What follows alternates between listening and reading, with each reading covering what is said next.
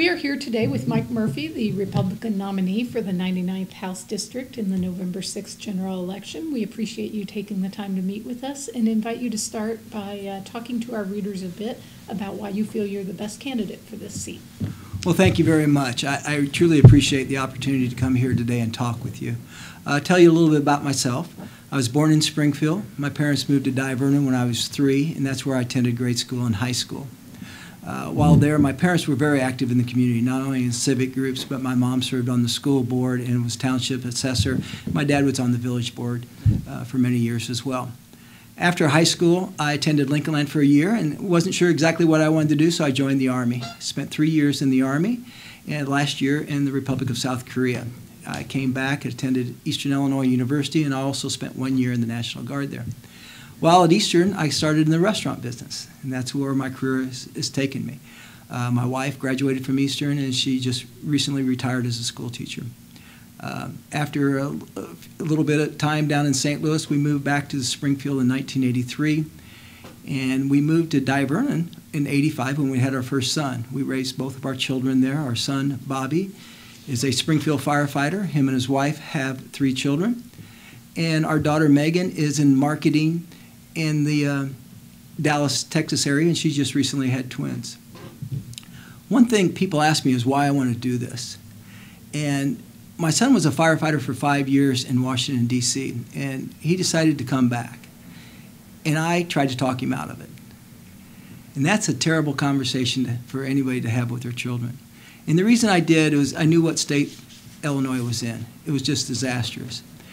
And so when Sarah decided not to run, I took it upon myself to go and do the right thing and try to make Illinois the place it was when I grew up. And so no other parent will ever have to have that discussion. And my grandkids will undoubtedly want to stay in this state. And so that's why I'm here. Looking forward to your questions, and thank you very much. Okay. You brought up your business background, small business owner of Charlie Parker's. So tell us how having that perspective of being a small business owner would be an asset if you're elected to the General Assembly.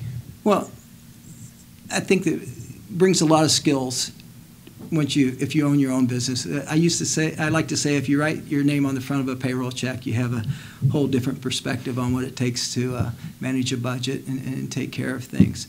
I learned a lot while running a business. We had good times and we had bad times, and I knew that I learned from some of those bad times. I understand the importance of a rainy day fund. I understand the importance of good budgeting and forecasting. I live those. And when you're a small business, it's up to you. The state of Illinois can sometimes increase revenues with hardships on the people. When you're a small business, you can't do that. You have to figure out how to make people want to come to you and make it a better place. I think those are skill sets that are important. Getting back to, before we get into the issues, getting back to something you touched on at the end of your opening statement, what led you to advise your son not to come back? Well, because I knew that, at the time we didn't even have a budget in Illinois. I believe we didn't have a budget, or if we did, it was unsure. They were talking about, I had many customers coming into the diner at the time, very worried about their retirement benefits. At the time, there was a lot of uncertainty of what was going to happen about that. It was just a very unstable place. He was in a situation where, Montgomery County, Maryland was actually who he worked for, and it was a lot more stable than Illinois. And I didn't want him to give up. He had 5 years out there, and I didn't want him to come back to so much uncertainty. And there's still a lot of uncertainty. Can I tell you what he said, though? Yes. It makes me very proud of him. He said, "Dad, I could talk to 100 financial advisors. All 100 would tell me not to do it." He says, "I'm coming back for other reasons." Unfortunately, we can't have people come back for other reasons. We have to have some good reasons for people to come back to. You said you still see too much uncertainty here. Elaborate on where you're seeing that uncertainty. They said we passed a balanced budget last year, and then a week or two ago, they're talking about a $1.2 billion shortfall. There's too much games being played.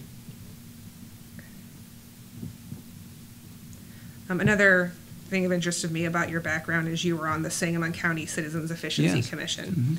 And as I'm sure you're aware, Illinois has the most units of government in this country. Yes, we do.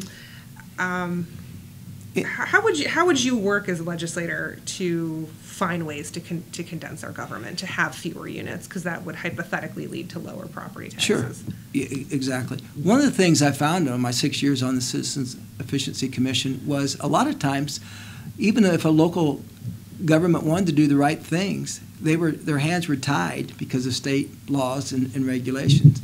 Example is, we looked at there's 6 pass-through fire districts in Springfield that they don't have a fire department. They contract with the city of Springfield, and we looked at consolidating them to make it, so they wouldn't have the administrative costs, because they always have to file a budget. They have to go through administrative costs, which I think was about $100,000 a year total for the 6. If we could have consolidated that, we projected we could have got that down to maybe $15,000. The process to do that was so cumbersome because of the state of Illinois. It was ridiculous. And so one of the things I look forward to is trying to let local governments do the right thing and make sure that we're not an obstacle for that. And I think in many cases we are. When I say we, the state of Illinois.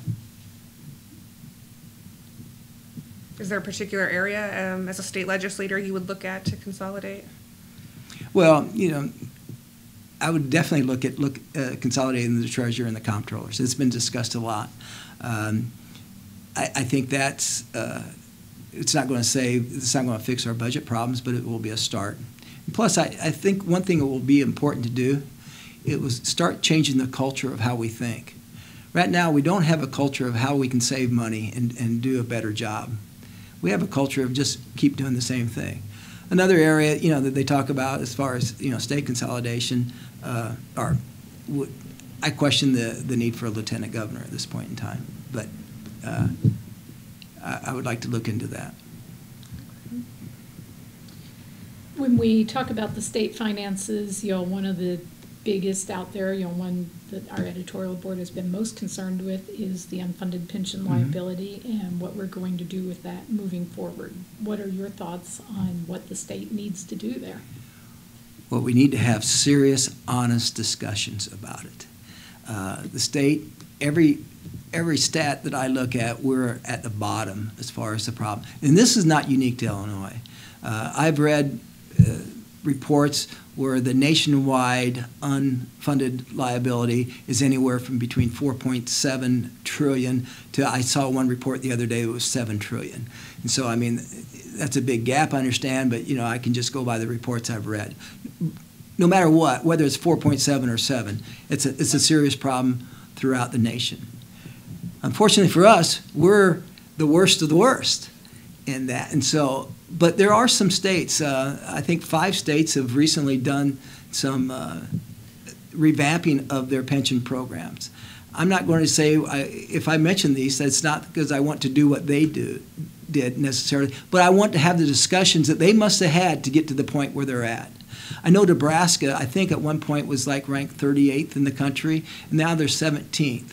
And they went from a defined benefit to a defined contribution. I'm not saying that's my stance. What I'm saying is I want to be part of the conversation to get us where we're no longer 49th or 50th, and maybe we can get up to the, let's be 24th. Let's be in the top half at least, okay? And I want to be passionate about that because it doesn't affect Mike Murphy. The problem that the pension benefits doesn't affect Mike Murphy. It does affect my grandson Tucker, who just turned 3. And, he's going to have to pay for some of this, no matter what we do. And I don't want his son to have to pay for the problems that we had in 2015, 1995, whatever the case might be. Okay? Do you think the Constitution should be amended so that previously earned benefits can be diminished? No. Okay. I'm very adamant about that because I mentioned my two kids earlier. My daughter, her and her husband are both, they're not in the public sector. They're in private practice. So they have a different plan for their retirement than my son. And it would be totally unfair for my son in 15 or 20 years, somebody say, hey, we're changing the game. And so he didn't have those 15 or 20 years to plan. My daughter, she knows that she has to figure out her retirement because what it's going to be. My son has been told what his is going to be. A promise is a promise. We have to keep that. Now, we can blame whoever we want to on why we got there, but it doesn't matter. We're nothing if we can't keep our word. What do we do about people who are newly coming into the system? That's a fair discussion. Once again, I keep bringing up my kids, but my son is under a different plan than many of the guys he worked for. He's a Tier 2 firefighter on retirement, so he has to work longer. Some other aspects were put in there, which I think were good. As far as average pay, before it was the last day, and now it's 8 years. I think that might be a little excessive, but there's some place in between there. But so I don't have a problem with that. That's a collective bargaining. And one thing you're going to understand from me is I'm a proponent of collective bargaining. I think it's wonderful. It's got to be honest collective bargaining between the two parties. I have no problems with that. When I was on the school board in Divernon, I think we negotiated 2 contracts under my 6 years. I only served 6 years because they ended up hiring my wife, and I left after that. But I think we had 2 contracts, and on one of them I was in charge of negotiations for the school board. And it was a good, healthy process. A tough process, but a good, healthy one. The state's finances in general are in rough shape, not just the pensions. They have been for some time. How would you work to change the financial trajectory of the state in order to get it on former fiscal standing? Well, coming from my small business background, the first thing I want to look at is the efficiencies and waste. And I know there are some. Being in small business, I dealt with the state on some things, and there's a couple things that I can mention. In the restaurant business, we had some people who had to pay child support. And it would just irritate me to the nth degree. We would have somebody who left. They would send us a report. We had to fill out if we knew where they were or what they were doing, and we mail it back. That's fine. I have no problem with that. We would get a minimum of 6 of those, 1 a month for 6 months before they figured out, they would process the paperwork. And so it was very frustrating. And so I asked why, and their systems were so antiquated that they're that far behind. But the system required every month to send something out. And so how much waste is that by just poor management, poor procedures? We can do that. There's some other things that I would like to look into. I'm a big believer in efficiencies, maybe coming from my background there. Springfield, Illinois is doing something that I'm really excited about, maybe trying to do a pilot program with the state. It's called LeadWell. It's their medical process where you go down to a clinic that's operated actually by the city, and I think they co-partnered with Horace Mann. And all the information I've got, they're saving hundreds of thousands of dollars. And that's real money in Springfield. And if we could do something like that in the state of Illinois, especially, I think Springfield will be a great pilot program. I think we're talking millions of dollars. And once again, when we start doing things like that, I think it's a domino effect that we change the culture of how we think. We're going to look at new things. We're going to look at saving is going to be a priority, where I don't think saving money is a priority right now. There was an income tax increase a couple of years ago. If there was an effort to roll that back, would you be in favor of that? I would be in favor of it, because if we're going to roll it back, we obviously have made some savings and cuts to make sense of it. I'm not in favor of just to roll it back. Yeah, I want to roll it back, but the reason I want to roll it back is we're going to become more efficient and we're going to save money. So essentially, you're saying there has to be some, the gap. Well, because that would be a question. How do well, you fill right the now, gap? I mean, I think that's just common sense, because we're $1.2 billion underfunded, according to an article I read in your paper. And so, how can we roll it back? And I mean, once again, that's just playing games there. What I want to figure out how we can save that money. Some efficiencies that I want to start with right at the beginning is, one, I will not take a legislative pension, but I will also love to sponsor or co-sponsor a bill to do away with legislative pensions. I think we need to show that we're willing to tighten the belt ourselves. And I'm a firm believer in changing the culture, the mindset. You brought up that you were on the school board there in Vernon. How do you, as a former school board member, how do you think the new school funding formula is doing? Well, I think it's kind of early to get. It's only a year in, granted. Yeah, Okay. I think it's kind of early for that. I was excited that they started the process after 20 years of everyone talks about school funding being poor, and no one did anything for 20 years. So for no other reason, I love it because they actually did something. And let's see what it's like and make sure that it does what it tries to do. I like the concept of what they're trying to do with it, yes. I don't have a lot of day-to-day experience anymore with the school system because I don't have any children in school. My wife was teaching, but last year was her last year. Your website did note that he felt a lot of the solutions or a lot of the problems schools face can be found at the local level. And so you would fight against unfunded mandates on schools. Are there specific unfunded mandates you'd like to see go? Well, the one that just recently came up was the minimum wage for teachers. I don't have a problem on whatever teachers make, but that decision has to be made at the local level. Some of the arguments was for, well, we can't find teachers.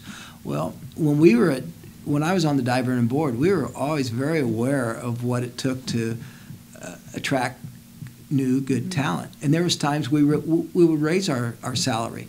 But that needs to be done at the local level. I do not understand how Springfield, Illinois, in the Capitol building can decide what's best for a small town in southern Illinois on what they need to pay their teachers. They understand that. If they're not doing it, shame on them. But I have confidence. I have a lot of respect with local school boards. And I say, let's get out of their way and let them run the school. Another idea that's been floated around recently would be to shift the pension responsibility for teachers to local school districts. Would you be in favor of that? Well, that's going to take a lot of study. Anybody who says they're in favor of or against it, they better have a long answer on the solution, because that would be a lot of money to throw upon them. Once again, that's almost like changing the benefits for retirees. The school all along thought the state was responsible, right or wrongly. I mean, we can argue that point, and I'd be more than happy to discuss that if we should. I think changing in the middle of the game would be something very difficult. If we did that, the only way I would be in favor of it is anybody who is in the system at this point in time will remain in that system, and then once again, I wouldn't change it on anybody who's in the system. I don't see how that would be fair. You alluded to this with the teacher salary legislation that the governor vetoed. The next big issue in education that needs to be addressed is arguably the teacher shortage. How would you propose the state make teaching a more attractive profession? Well, I don't think there's any difference in attracting teachers than there is in attracting business. We have to become a more stable state. We have to be attractive for people to want to live here. I think it comes plain and simple down to that. Another idea being floated this session or this campaign cycle particularly is term limits.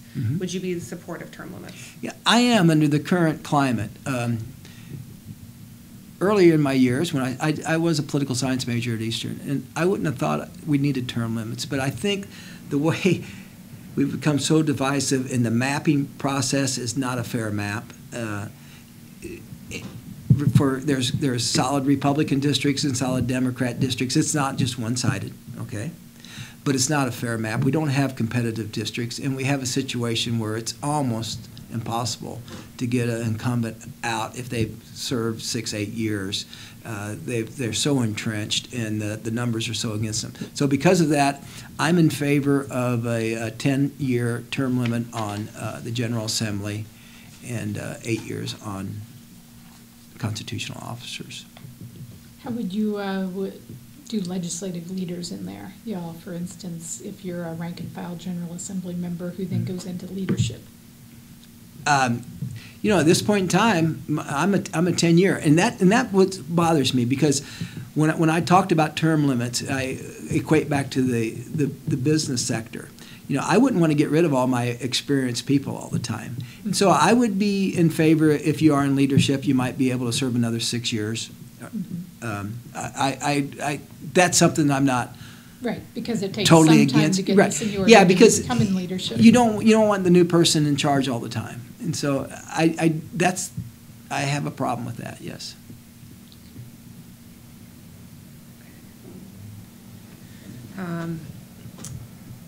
This was on your campaign website. You said you support the Second Amendment and would oppose legislation that would restrict it. Mm-hmm. What is restrictive to you? Well, I have to see it first and decide if that's restricted. I guess, there Some there, of the bills that were out in this past session, for instance. Yeah, okay, off the top of my head, the one as far as local gun shops registering, I thought that was redundant. I didn't necessarily see. I think if we have a law in the books, make sure that we're following that law. We don't need a second law to try to take care of the first law. Yeah. What about if there was legislation that would that sought to prevent those with mental health issues from acquiring firearms? Would you be supportive of that? Yes. What are reasonable ways to go about doing it versus overstepping? That's the crux, and that's where I think it gets me in a little trouble by saying yes there with some of my supporters. I'm a believer in. I went through the FBI Citizens Academy, and one thing I learned from there is they said, "See something, say something." Right. And I'm a firm believer in that. I think some of the tragic things that have happened across the country, some of them might have been able to be avoided if we did something. If somebody said something and did something. I want to reference you to the same week that Lakeland, Florida happened. And I just can't imagine ever going through that. A grandmother in the state of Washington was going through her grandson's diary and saw some very disturbing things and called the authorities, and he was arrested. Now, how tough was that for the grandmother? Mm-hmm. But she did the right thing. And so, I'm not a mental health expert, but I will be supportive of if there's obvious, somebody has problems. Yeah, obviously, we can't let them have weapons. There was a bill, though, that, to some degree gave power to, have weapons seized if someone, reported their fear of a threat or an issue. Yeah. And, some raised concerns about, what if someone used it vindictively or right. made a false report? And that's the crux of that issue. I'm for that. The language I would have to see to make sure. And, I would rather err, though, on the side, as long as there's a way for somebody to prove that, there was just somebody who was upset neighbor or. So it kind of comes down to maybe due process? Yes. In terms of. Yes, right, okay. Yeah. Also on your campaign website, you singled out agriculture. Mm-hmm. Talk to us about the importance of ag in our state and how you would, if elected, ensure Illinois remains. I think you said you wanted Illinois to remain a leader nationally in agriculture. So how would you work to do that? Well, I respect the farmers so much. When you think about it, they're one business who can't pick up and move. Yeah. I mean, they're here. And I want to help them. One of the things that excites me is I'm a firm believer in building on strength. And I think in the 99th, our strengths are obviously farm, medical, and education. And I really want to build on those. So I would like to see us bring in businesses that can support those and help in the community. I want to help the farm community make sure that we do away with unnecessarily red tape, whatever that case might be, because I know in our business we had that, and I'm sure they do too. So I just want to help them because I know that they're one of our strengths, and we need them to even become stronger. Because that's something I did learn in business. When you try to just give all your resources to your weaknesses to try to build them up, you end up bringing your strengths down, and you're just a mediocre company. When you build up your strengths, when you do that, it's amazing. Your weaknesses, all of a sudden, they get built up as well. It's arguable a lot of the issues farmers are facing are because of things happening on the federal level. Mm-hmm.